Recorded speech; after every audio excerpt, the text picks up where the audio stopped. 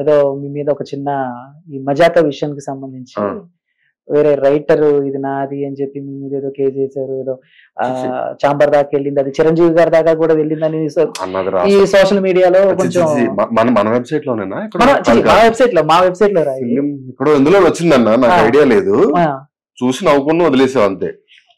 Fake అదంతా అసలు blunder mistake అది. మామూలుగా ఈ సోషల్ మీడియాలో కూడా కొంతమంది నెటిజన్స్ ఎక్కడ ఏదో ఇది పొగలే అగ్గిలేందే పొగర ఏదో అంటా ఉంటారు కదన్నా. సో సంబంధమే లేదన్నా. ఇప్పుడు నాకు ఏం చెప్పాలి, అసలు ఏం లేని దాని గురించి ఏం చెప్పాలి, ఎందుకు వచ్చింది అలా అంటే అసలు లేదండి. మేల్కొండ సీను అనే ఆయన దగ్గర మనం కథ ఐడియా తీసుకున్నాం, ఆయన క్రెడిట్ ఇచ్చాం. మన సినిమాలో ఫస్ట్ ఆయన పేరే పడింది, మూల కథ వెలుగొండ శ్రీనివాస్ గారిని పడింది. తర్వాత మనం ఆయన డబ్బులు ఇచ్చాం. అన్ని మా ప్రాబ్లం మా ప్రకారం మాకు ఏం జరగాలో మాకు అన్ని జరిగిపోయాయి. బట్ మేబీ ఎక్కడి నుంచి అన్నా ఐడియా మందే అని చెప్పుకుంటే అక్కడి నుంచి ఏమన్నా పుట్టిందేమో తెలియదు, కానీ అసలు ఆ గొడవ గాని ఇది గాని చండాలం ఏం లేదు, ఏం లేదు. సో ఫేక్ అన్నమాట. ఓకే, అంటే రైటర్ గా మీకు బాగా టఫెస్ట్ జాబ్ అనిపించింది ఏ సిచ్యువేషన్, ఏ సినిమాకి బాగా? రైటర్ కి ఏముండదండి, మనం వెరీ ఓపెన్ గా చెప్పాలంటే మనం ఏం రాస్తామో అది ఆడియన్స్ కి తెలియదు. మనం రాసిందే సినిమా, నేనే కాదు, ఫర్ దట్ మ్యాటర్ ఎనీబడి, ఎంత పెద్ద డైరెక్టర్ అని ఎంత చిన్న డైరెక్టర్ అని, అతను ఏం కన్సీవ్ చేయాలనుకుంటున్నాడో అదే సినిమా అవుతుంది. సో అందులో టాస్క్ అనేది ఏది ఉండదు. అది నేను ఎంత ఎక్కువ ప్రేమతో రాస్తే లేకపోతే ఎంత ఎక్కువ ఎఫర్ట్స్ తో రాస్తే అంత బాగా వస్తుంది. అంతకు మించి నేను ప్రాక్టికల్ ఆన్సర్స్ చెప్తున్నా. బట్ ఓన్లీ టాస్క్ ఏముంటదంటే ఆ సినిమాని మెటీరియలైజ్ చేయటం, దాని ఆడియన్స్ దాకా మనం అనుకున్నది అనుకున్నట్టు తీసుకురావటం, అక్కడ టాస్క్ ఉంటుంది తప్ప రాసేది నా పేపర్ నేను ఏం నింపుతానో నాకు తప్ప ఎవరికి తెలియదు. అందులో టాస్క్, అందులో ఎవరి ప్యాషన్ వాళ్ళది, ఎంత బెటర్ రాయగలుగుతాం, ఎంత బెటర్ ఇవ్వగలుగుతాం, ఇంకేదన్నా రాద్దాం, ఇంకేమన్నా చెప్దామా అన్నది అది పర్సనల్ ఇంట్రెస్ట్, పర్సనల్ ఎజెండా మీద డిపెండ్ అయి ఉంటుంది. రైటింగ్ లో కష్టాలు ఏమీ ఉండవు. ఒక్కొక్కసారి కొన్ని సీన్లు క్రాక్ అవ్వవు.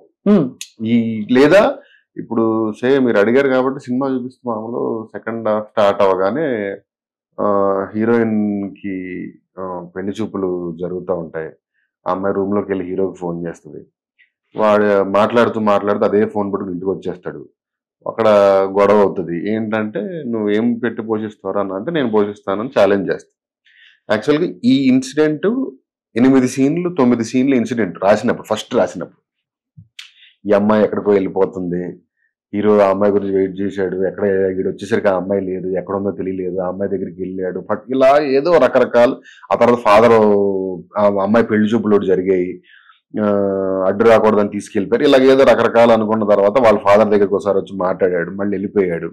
మళ్ళీ వెళ్ళిన తర్వాత ఒకవేళ నేను పోషిస్తే నీకు ఓకే అన్నాను. ఫస్ట్ టైం ఎవరు కదా కన్సీవ్ చేయడం. అలాగా 8-9 సీన్లు అది. బట్ ఏమవుతుందంటే మేము అనుకున్నప్పుడు సెకండ్ హాఫ్ స్టార్ట్ చేసాము, ఎంతకి మ్యాటర్లోకి రావట్లేదు. ఓన్లీ ఆ ఒక్క అగ్రిమెంట్ సీన్ కన్సీవ్ చేయడానికి 20 days 25 days. అంటే ఏంటంటే ఎంత తగ్గించినా కూడా తగ్గట్లేదు, ఎంత ఎటు నుంచి వచ్చినా కూడా మళ్ళీ అంతే వస్తుంది, ఎటు నుంచి వచ్చినా అంతే వస్తుంది. సడన్ గా ఆ ఫోన్ పట్టుకుని ఇంటికి వచ్చి స్పీకర్ పెట్టడం అనే ఒక్క ఐడియా క్రాక్ అయింది, డిస్పర్స్ అయిపోయి. అంటే నమ్మండి, ఆ రోజుల్లో ఒక 1 week అయితే 18 hours పర్ డే కూర్చున్నాం ఒకటే రూమ్ లో. ఇలాగ అక్కడ ఒకళ్ళు నుంచి కోడైటర్ అక్కడ నుంచి, డైరెక్టర్ అక్కడ నుంచి, నేను అక్కడ నుంచి, ఇంకొకళ్ళు అక్కడ నుంచి కూర్చొని అక్కడే తిని అందులోనే పడుకుని అందులోనే లేచి 1 week నాకు తెలిసి 18 hours a day. అంటే వితౌట్ బ్రేక్, మధ్య మధ్యలో ఊసులు చెప్పుకుని వచ్చి జాయిన్ అయ్యా కాదు, స్ట్రైట్ ఆన్ ద పాయింట్. అప్పటికి అలాంటి సీన్ ఎవరు చేయలేదు.